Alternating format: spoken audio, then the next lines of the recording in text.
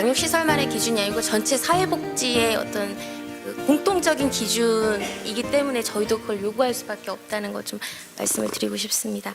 네, 중요한 시간이고 토론자로서 막중한 책임감을 느낍니다.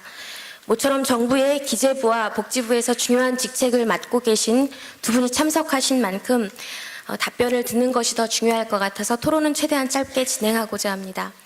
먼저 이상윤 부회장님의 발제는 같은 그룹홈 운영자로서 그 내용에 전적으로 동의하기에 토론을 달리하지는 않겠습니다.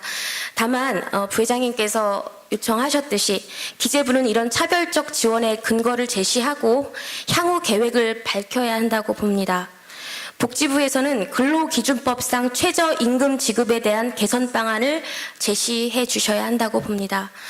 덧붙여서 저희 그룹홈 협의회에서 유엔에 직접 보고서를 제출할 경우 이에 대한 정부의 입장도 함께 표명해 주셔야 한다고 봅니다. 네, 김철진 교수님 발제에 대한 토론으로 들어가도록 하겠습니다. 먼저 그룹홈에 보여주신 관심과 연구에 진심으로 감사드립니다. 토론은 발제문에서 보이는 사실관계가 다른 몇 부분만을 조금 말씀드리고자 합니다. 우선 본문 21쪽에 보시면 유보 아동 체계의 변화와 그 가능성에서 이런 표현이 나옵니다. 그룹홈이 너무 비대해져 체계가 바꾸어져야 한다, 이런 표현이 나오는데요. 탈시설화는 그러니까 대규모 양육시설에서 소규모 가정형으로 바뀌는 것은 그것이 가정위탁이든 그룹홈이든 아동보호 체계를 전환하는 전환하는 것이라는 데에는 어느 정도 사회적 합의가 이루어져 있다고 생각합니다. 전문 가정 위탁이 육성되지 않은 현실에서 실제로 아동보호 체계가 그룹홈 위주로 바뀐다면 산술적으로는 15,000여 명의 아동이 있기 때문에 3,000여 개의 그룹홈이 필요하고 정리하더라도 최소한 2,000여 개소가 더 필요할 것으로 보여집니다. 산술적인 계산입니다. 탈시설화는 저희 그룹홈만의 주장은 아닙니다. 이미 10년 전 유엔의 권고가 있었고 앞서도 말씀하셨듯이 2014년 정부에서 발표한 아동 5개년 계획에 이미 정책적 기조로 반영이 되어 있습니다. 물론 탈시설화라는 시대적 흐름과 명분 앞에 구조를 개혁하는 일에 대한 언급이 조심스러운 것은 사실입니다. 얼마 전 아동양육시설에서 자체적으로 주최한 포럼에 참석했다가 양육시설 내에서도 새로운 구조의 개혁 앞에 자체적으로 준비를 해나가야 한다는 자성의 목소리를 들은 것을 기억합니다.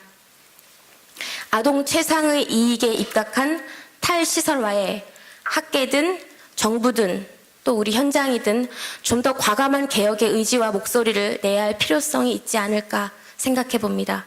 이러한 현실에 대해 그룹홈이 비대하다는 부정적 용어의 사용이 조금은 아쉬움을 남깁니다. 두 번째는 잠깐 언급만 드리고 지나가는데요. 본문 25쪽에 양육시설 아동들이 그룹홈 아동들에 대해 절반을 넘어서는 금액만 지원받고 있다는 표현이 있습니다. 여기서 말씀하신 금액은 아동 양육시설에서 지원받는 보장수급 중에서도 직접비만을 산정한 금액이고요. 부수 지원인 교복비, 여행비, 용돈, 문화비 등은 포함되지 않은 금액입니다. 아동보호 체계의 핵심 자원은 앞서도 계속 여러 번 반복되듯이 인적 자원입니다. 인건비나 시설 운영비까지 포함하면 오히려 그룹홈 아동이 양육시설 아동보다 차별적 지원을 받고 있는 것은 더 많은 연구 서적들에서 공통적으로 말하고 있는 부분이라는 것을 말씀드립니다. 마지막으로 결어의 말씀 중에서 그룹홈이 차별적인 지원과 관리를 받고 있다고 말씀하셨는데 현장 종사자의 입장에서 이렇게 수정을 가하고 싶습니다. 저희가 지원은 차별적으로 받고 있지만 관리는 평등하게 받고 있다고 말씀드리고 싶습니다.